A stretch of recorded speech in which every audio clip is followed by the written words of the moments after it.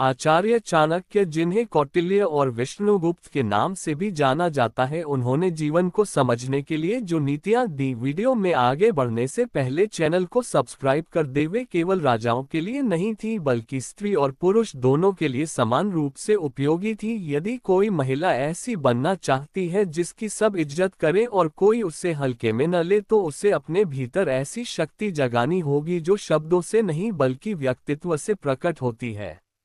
सबसे पहली बात आत्मसम्मान है। जिस स्त्री को स्वयं का मूल्य पता होता है वही दूसरों से सम्मान प्राप्त करती है। जो स्वयं को कम समझती है, दुनिया भी उसे कम समझने लगती है। आत्मसम्मान का अर्थ घमंड नहीं है, बल्कि अपनी गरिमा को समझना है, अपनी सीमाएं तय करना है और यह जानना है कि किस व्यवहार को स्वीकार करना है और किसे नहीं। जब कोई महिला स्पष्ट रूप से यह जता देती है कि वह अनुचित बात सहन नहीं करेगी, तो लोग स्वाभाविक रूप से उसके सामने संयमित हो जाते हैं।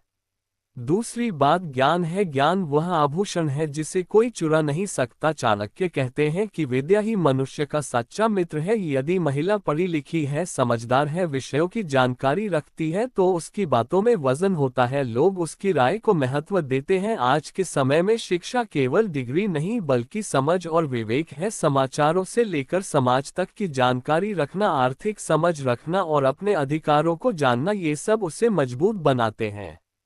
तीसरी बात वाणी की मर्यादा है। मीठी वाणी पत्थर को भी पिघला सकती है, लेकिन जरूरत पड़ने पर दृढ़ वाणी ही सम्मान दिलाती है। जो महिला हर समय हंसी मजाक में सब कुछ टाल देती है, लोग उसे गंभीरता से नहीं लेते, पर जो महिला शांत रहकर स्पष्ट और संतुलित शब्दों में अपनी बात कहती है, उसे सब ध्यान से सुनते हैं। कम बोलना और सार्थक बोलना भी एक कला है। चौथी बात आत्मनिर्भरता है। जो स्त्री आर्थिक और मानसिक रूप से स्वतंत्र है, वही सच्चे अर्थों में सम्मानित होती है। यदि उसे हर छोटी बात के लिए दूसरों पर निर्भर रहना पड़े, तो लोग उसे कमजोर समझ लेते हैं। आत्मनिर्भरता का अर्थ केवल पैसा कमाना नहीं बल्कि निर्णय लेने की क्षमता रखना भी है। अपने जीवन से जुड़े फैसले स्वयं लेना और उनके परिणामों की जिम्मेदारी उठाना उसे मजबूत बनाता है। पांचवी बात धैर्य है। धैर्य वह शक्ति है जो कठिन समय में भी व्यक्ति को टूटने नहीं देती। सम्मान पाने वाली महिला वह है जो संकट में भी घबराती नहीं बल्कि शांत रहकर समाधान खोजती है। परिवार हो या कार्यस्थल, जो महिला भावनाओं में बहकर निर्णय नहीं लेती बल्कि सोच समझकर कदम उठाती है, उसे लोग भरोसेमंद मानते हैं।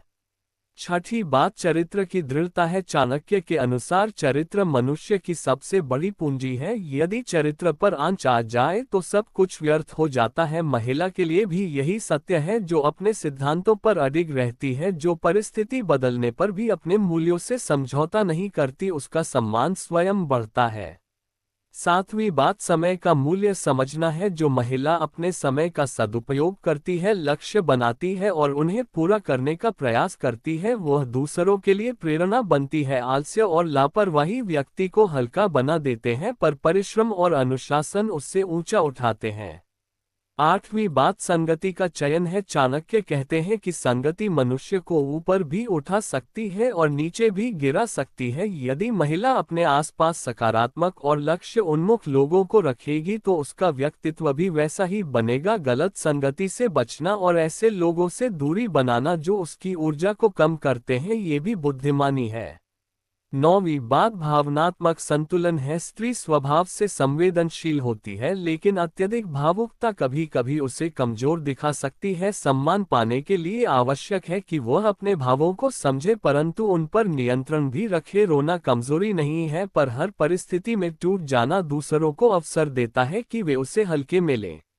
10वीं बात रहस्य रखने की क्षमता है। हर बात हर किसी को बता देना समझदारी नहीं है। जो महिला अपने विचार और योजनाएं समय से पहले उजागर नहीं करती, वह अधिक प्रभावशाली होती है। चाणक्य भी कहते हैं कि अपने गुप्त विचारों को सुरक्षित रखना चाहिए।